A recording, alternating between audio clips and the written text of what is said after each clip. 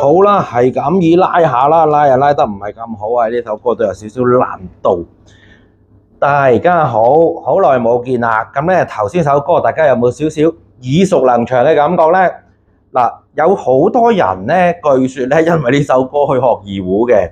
而我近期喺邊度聽到咧，就係一啲短視頻裏邊咧，突然間個劇情峰迴路轉咧，個主角咧又好開心，突然間變到好慘嘅時候咧，就會用呢個嚟做 BGM 㗎啦，咁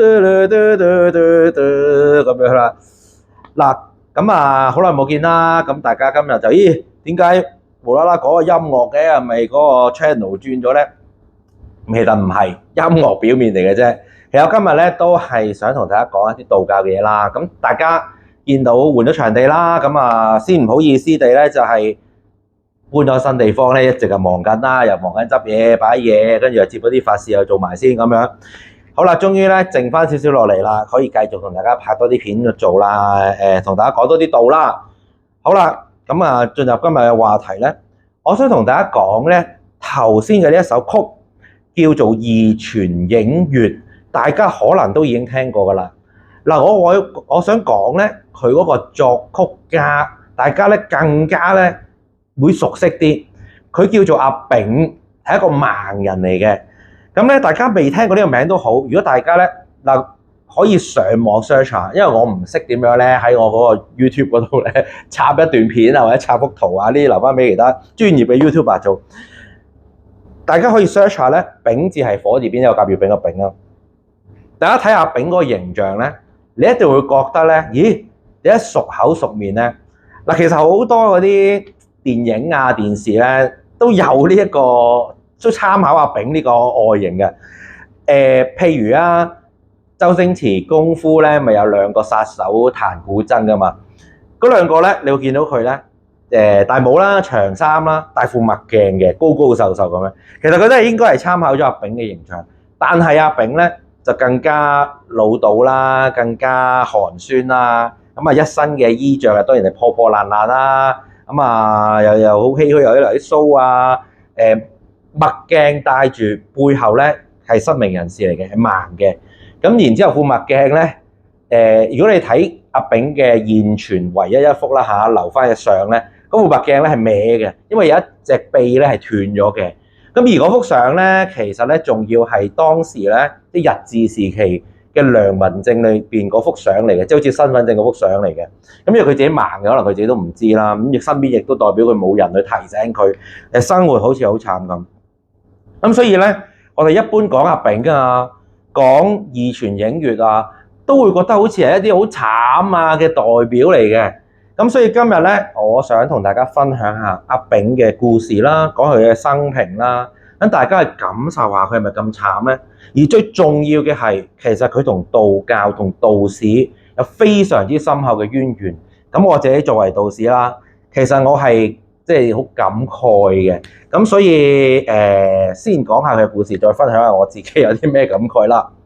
好啦，如果咁講，阿丙嘅一生咧，其實去到佢臨離世之前嗰幾個月咧，先正式有人認識邊個叫阿丙，乜嘢係義傳影月嘅呢一首曲。咁咧，其實當時咧，全靠咧有一個音樂系嘅學生啦，你當佢咧個名咧就叫黎松壽。咁咧佢因為佢係音樂人啦，咁咧佢就受到南京大學嘅邀請，就請佢去做一個項目。而呢個項目咧就係去大學裏邊咧，連同一批教授，同埋咧有一個好出名嘅二胡家叫做劉天華，但劉天華嗰陣時已經死咗啦。佢嘅大徒弟參與呢個項目嚟幫劉天華咧就去重新編個十大金曲咁啦。所以咧呢個姓黎嘅呢一個後生仔咧，咁啊去咗呢個場合啦。咁當時咧係江蘇一帶啦嚇，蘇州啊嗰啲好凍嘅。咁去到嗰個場地嗰度咧，咁都要熱一熱身嘅，因為陣間都要用二胡噶嘛。咁啊隨意地拉咗一首曲，就係拉咗呢一首《義傳影月》啦。咦，當時咧呢個劉天華嘅大弟子啊，睇到哇，咦呢首歌未聽過，但係又好特別，好好聽，即刻走嚟問佢，即係問呢個黎松壽，喂，呢首歌係咩歌啊？叫咩名啊？黎松壽答佢冇名嘅呢首歌，呢首歌只係我喺無錫嘅時候咧，見到一個喺街度賣藝嘅賣唱嘅人咧去拉嘅一首歌，我就記錄咗佢嗰個譜落嚟，咁啊就自己玩下咁樣啦。而呢個藝人咧，呢個即係喺街度賣唱嘅人咧，就叫做阿丙啦。哇！當時咧即係有個好出名係中央音樂學院嘅教授，叫做楊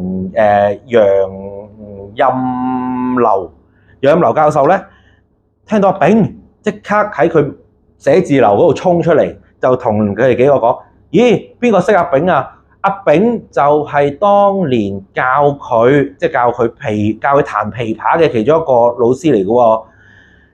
咁於是乎咧，而知道咗原來咧阿丙咧而家仲係喺嗰個無錫嗰度賣唱啦。咁所以即刻問佢啲咁阿丙嘅近況點咧？好啦，咁呢個劉松壽咧就答啦，阿丙而家狀況唔係太好，佢經常會咳血啊。因為點解咧？其實佢有幾深嘅鴉片嘅煙癮，咁啊身體唔係太好啦。咁於是乎咧，即係呢批教授啦嚇，就決定咧就去揾阿丙，希望咧將佢咁聽嗰啲咁特別啊或者咁好聽嘅譜咧記錄落嚟。咁當時咧，即係呢個黎松壽咧，佢就同嗰個楊教授講，其實佢最希望嘅唔係你哋去記錄嗰個譜，佢係希望真係可以叫阿炳親身去表演，然之後錄佢音。當時咧係咩年代咧？1949年啊，即係啱啱新中國成立啦。咁當時經濟又唔係太好啦，學校嘅資源好貧乏啦，連錄音機咧學校都冇嘅，要咧去揾個電台喺嗰個地方喺嗰個市裏邊咧借唯一一部錄音機出嚟。咁於是乎咧呢批教授啦帶埋學生咧就喺第二年，即係1950年咧，就親自去揾阿炳，就幫佢去錄音啦。咁所以而家咧，我哋譬如你上網去揾啦，而家我哋聽到咧，仲可以聽到咧當時阿炳嘅原裝錄音，分別咧有3首二胡曲、3首琵琶曲嘅。咁但係非常可惜啦，咁即係本身就應該可以錄更多嘅曲啦。同埋阿炳話自己最喜歡嗰首曲其實係梅花三弄啊嘛。咁但係當時嘅設備啊，話嗰啲咩鋼線都唔夠，所以計劃咧第2年再去揾阿炳再錄過嘅。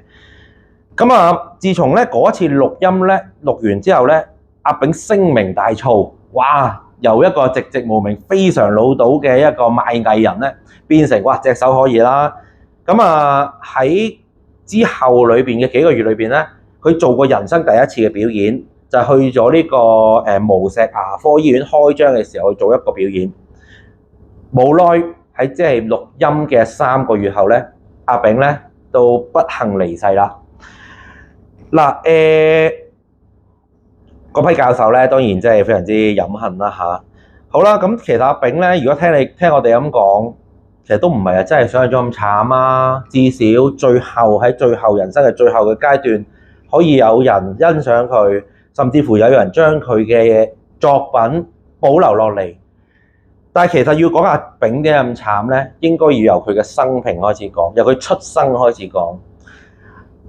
阿炳個爸爸咧，其實係一個道士，佢咧叫做華清和啊。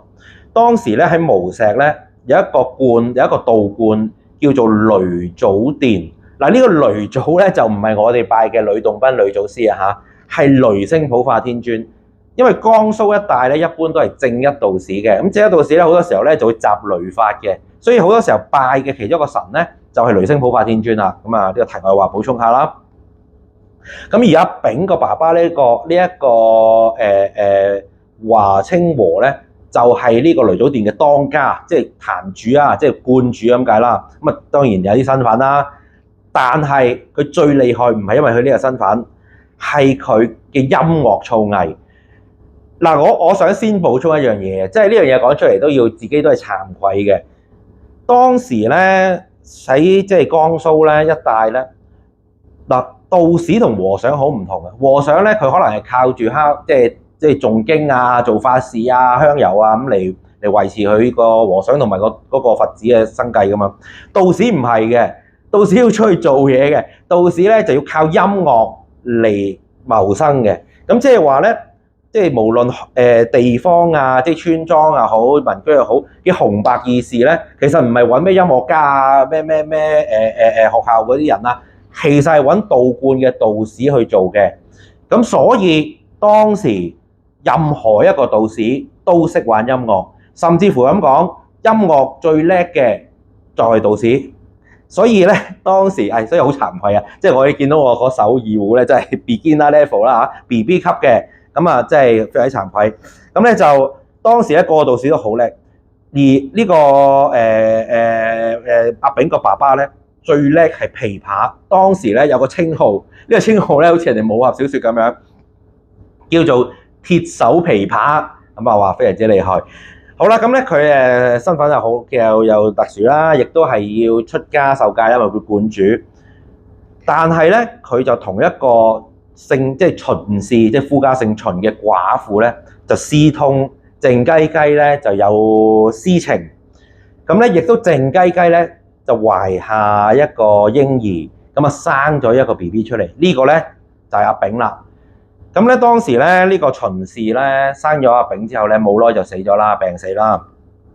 阿炳咧就擺喺佢啲親戚度湊。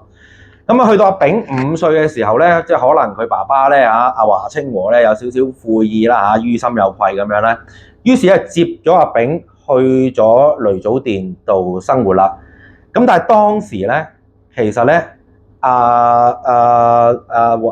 華清和咧係冇同阿炳講佢係父子關係，即係同佢講師徒，我收你做徒弟啫。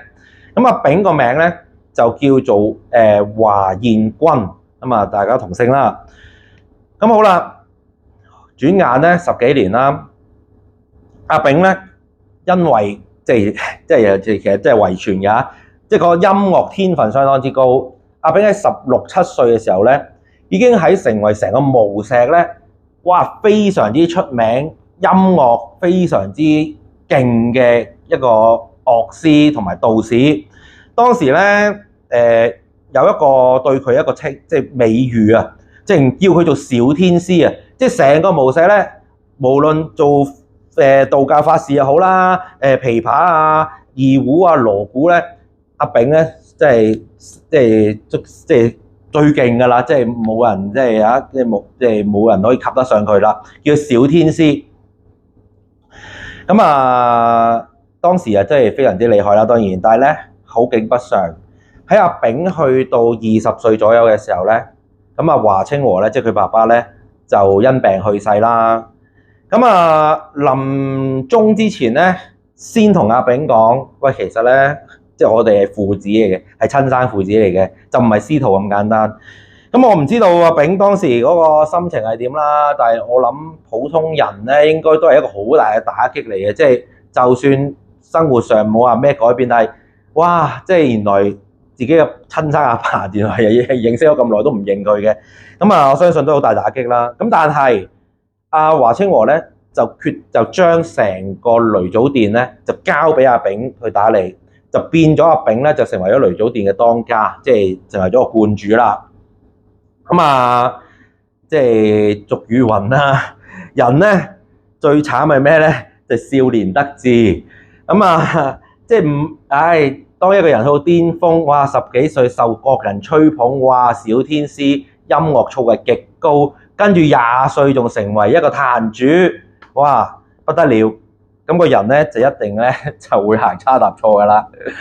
咁阿炳咧都確實係慘，佢咧首先有鴉片癮，即係吸食毒品啦，咁啊導致身體又差啦，都不特止。仲要經常流連呢個即係花街柳巷咧，染埋呢個梅毒，兼且即係可能因為吸煙多啦嚇，即係身體差，兼且梅毒入眼，盲埋，咁啊非常之慘啦。咁啊都不特止，咁佢嘅堂哥咧，佢嘅堂哥都係姓華嘅，叫做華伯陽啊。喂，咁你盲咗，其實咧都即係做唔到觀長之餘啦，你又睇唔到經啊，唱唔到經啦。你最慘嗰個名聲好差噶嘛，於是乎踢走埋阿炳，即係完全趕走咗佢。咁阿炳咧突然咧由一個神壇上咧跌落咧，即係成為最低下層，生活非常之艱難，非常之潦倒。咁啊冇咗道觀，唔能夠接法事咧，唯一仲可以做到嘅嘢就係玩音樂。咁但係佢失明噶嘛，咁當時咧喺啲即係可能喺啲貧民窟或者點都好啦，可能收養啊或者即係揾咗一個細路女咧，就同佢兩個一齊並肩，就即係攙扶住佢，咁俾佢撳住膊頭，咁咧就周圍賣藝。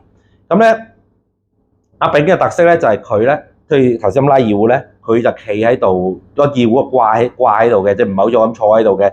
咁咪即係穿街過巷咁咧，一路拉一路表演咁樣啊！喂，炳要表演啊，過嚟聽啦咁樣。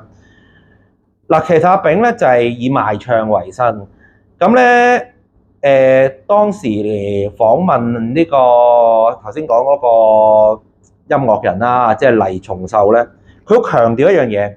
阿炳雖然佢一身嘅打扮咧，哇污污糟糟、溶溶爛爛咁咧，但係佢從來係未去乞食過嘅。佢咧都係賣藝為生，有人會打賞佢，非常之開心啦。就算冇人打賞咧，叫阿炳喂你演奏一曲啦。唔冇錢嘅，佢一樣好開心。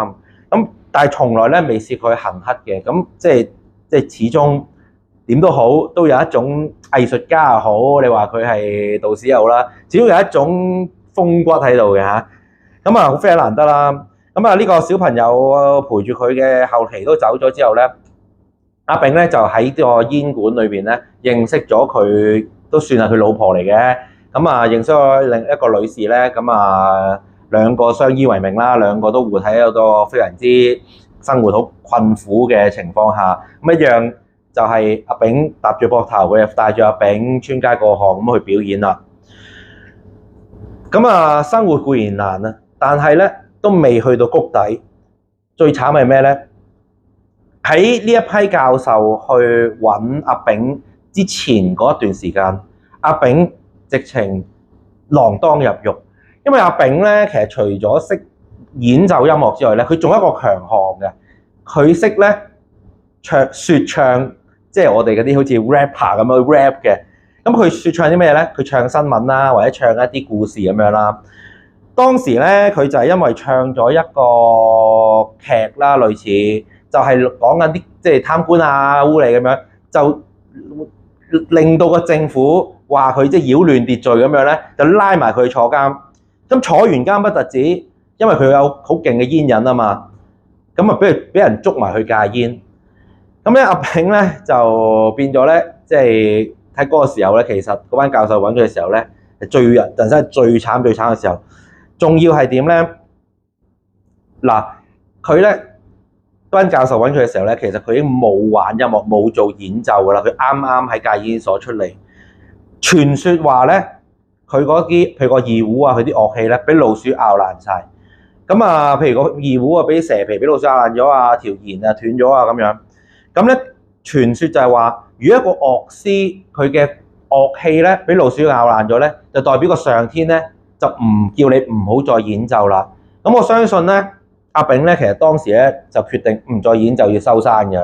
咁所以冥冥中有主宰啦。你話即係我哋信仰嘅即係先明神仙有啟示又好咩好，就揾到呢一個咁嘅契機，呢一批咁嘅學者去揾阿炳，然之後叫阿炳錄低佢自己嘅作品咁啊。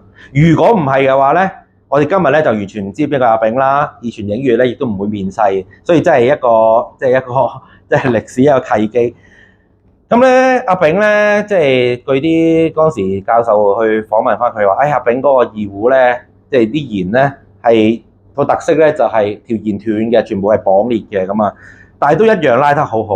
咁我哋而家啲二胡咧又靚仔又成咧，點解都拉唔好咧？即係咪啲人成日話我即係屎波架撐多咧？咁嘢就係人哋嗰啲好咧，即係個二胡啲技術好咧，個樂器點樣都拉得好。咁咧去到錄音嘅時候咧，即係嗰批1950年咧嗰批教授嚟揾阿炳錄音嘅時候，二胡都冇啦，要問翻教授借啦。咁佢嗰時候全部嘅錄音，由於個設備嘅問題啦，一來咧，二來阿炳嘅技術咧，佢全部嘅錄音咧，而家我哋坊間即係 YouTube search 到咧，全部係一 take 過嘅。一次過錄晒，咁咧據說當時咧錄完二泉映月啦，咁啊嗰批教授 play 翻俾阿炳聽嘅時候咧，其實嗰幕咧我自己即係個腦裏邊有嗰個影像咧，我覺得幾感人嘅。阿炳咧直情聽翻佢自己嘅演奏咧，佢直情好開心，攬住部錄音機，係啊，呢個就係我個音樂啦咁樣。即係我覺得阿炳咧，佢一生人最自豪嘅嘢就係佢嘅音樂素養好高。佢亦都咁講，佢自己最自豪嘅亦都係最崇拜嘅嘢。如果佢有一日發覺佢自己最好嘅嘢，有人唔係佢為人演奏，係有一部機器演奏翻俾佢聽咧，我覺得佢嗰陣時可能嗰個心情啊好震撼。哇！終於即係自己最中意嘅嘢有人俾翻我聽，咁啊攬住嗰部錄音機好開心。咁於是乎啲教授同佢講：啊呢首歌咧，而家我哋編曲啦嘛，錄音，咁叫咩名咧？阿炳話冇名嘅。呢首歌咧就係即係嗱，佢一來係道士啦，二來佢又係要問一個即係當時演奏嘅音樂嘅人啦。佢話佢自己人生裏邊有記咗700幾個譜，大部分咧都係有啲係道教音樂，有啲可能係即係江蘇一帶嗰啲音樂咧，全部咧即係啲民歌啊、一啲小曲啊，全部基本上都冇乜名嘅，可能自己又改編下咁樣。咁教授話：畢竟呢啲都係你嘅作品嚟㗎嘛，你幫佢改個名啦。於是話阿炳即係演奏完呢一首二泉映月之後咧，叫佢改個名，佢定咗格，諗唔到。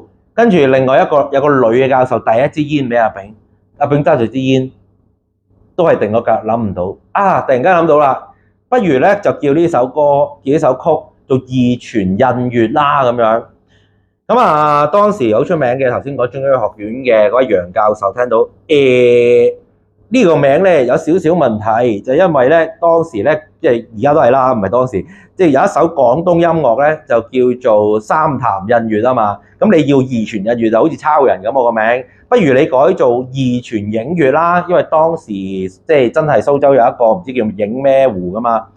咁阿炳非常之謙虛，你係教授，你學問高啊，你講嘅就啱噶啦，跟你咁講啦咁樣。可想而知阿炳其實個人係好謙虛嘅。咁好啦，咁啊，終於錄咗呢個二泉映月之後咧，又錄多2首二胡曲啦，跟住錄多3首琵琶曲啦。奈何嗰陣時嘅時間又好啊，或者設備嘅問題咧，就唔能夠繼續落去錄。阿炳頭先講過，佢最拿手嘅除咗音樂之外，其實係説唱，即係啲 rap。當時咧，教授計劃咧就係明年即係第2年咧，再翻去揾佢做説唱嘅。咁啊，其實喺説唱咧，當時佢哋咧即係阿炳咧就好喜歡説唱嗰啲新聞嘅。咁我自己去睇嗰個即係網上有一個紀錄片咧。咁啊揾翻啲人就係即係播翻啲片段啊！嗰陣時説唱係點咧？即係喺無錫一帶，係得幾得意嘅，即係可能係伴住個二胡啦，有少少我哋啲男音咁啦。咁佢啊就唱翻嗰段時間或者嗰日嘅新聞嘅咩咩啊？唔記得咗添啊！咁聽完咩所等新聞咩之前都記得哎呀，真係唔記得咗嚟嘅。總之咩說是這段上海新聞咁，即係類似咧，全部咧咁用呢個調咧嚟唱啊。今日有啲咩新聞咁樣一路唱一路唱，咁啊非常之得意嘅嘢啦，我覺得。得意在係用嚟唱新聞一個好嚴肅嘅嘢咧，就係用翻個唱嘅方法嚟聽，我覺得幾好。好啦，咁咧但係咧就天意弄人啦。咁咧喺呢一次嘅錄音之後咧，咁阿炳咧就聲名大噪啦，亦都去表演過啦。我頭先講過啦，去過牙醫嘅診所開咗表演過啦。但係咧喺呢個訪問之後嘅3個月咧，阿炳咧就因病去世啦。咁咧而陪伴佢嗰個女士咧，亦都冇耐一齊跟埋佢一齊去世啦。咁咧所以咧而家咧現存留翻落嚟嘅阿炳嘅真係原裝錄音咧，就淨係得呢3首琵琶、3首二胡曲咯。咁啊，無論如何啦，即係都係一段傳奇啦。咁呢個二泉映月點解講到咁神咧？嗱，我就係 BB 級啦嚇，我冇考級啊，完全係 beginner level 啦。咁但係譬如而家考試咧，二泉映月咧係去到唔知9級定10級嘅喎，即係最難度高嘅歌曲之一。咁亦都有一個日本嘅音樂家咧，直情係哇讚到呢首曲係天上有地下無啊，一路喊住跪住嚟聽啊，咁誇張。咁所以咧一首神作啦，咁亦都由一個咁傳奇嘅人嘅背景嘅人去即係演奏出嚟。嗱，我自己咧即係故事就講到呢度啦。即係我自己有個好感慨嘅地方咧，就係首先啦，即係我哋道士咧，其實即係要識好多嘢嘅。我即係譬如嗱講儀式咧，其實真係任何宗教嘅儀式都離唔開音樂噶嘛。咁其實咧道士咧喺即係嗰陣時嘅時代咧，真係個個都識音樂。咁甚至乎唔好話佢哋啦，就算我哋嶺南呢一邊咧，即係香港呢邊咧，即係你以前嗰批啊，即係圍頭嗰啲喃嘸啊嗰啲，或者好多即係唱做好多高度咧，其實佢係唱曲嘅，佢同個粵曲好有關係嘅，啲鑼鼓又好，音樂又好。咁啊，去到我咧，小弟咧係仲喺度，即係仲喺度 beginner 咁樣，即係慚愧啊，即係要自己反思下得閒。咁啦，咁咧第二樣嘢我自己覺得就係，即係阿炳咧，即係反映到一個人咧，即係由一個神壇上面最高位嘅時候跌到落谷底裏邊咧，咁依然咧，即係依然係咁生活嘅。咁我覺得呢個係一個好正面嘅思想啦。當然佢亦都有佢壞嘅一啲行為，唔係值得學習，值得去做反面教材。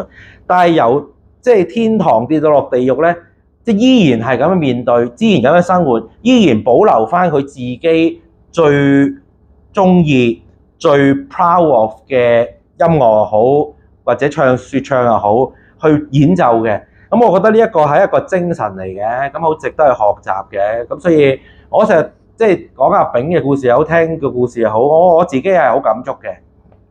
咁希望大家都即係有呢個感覺啦。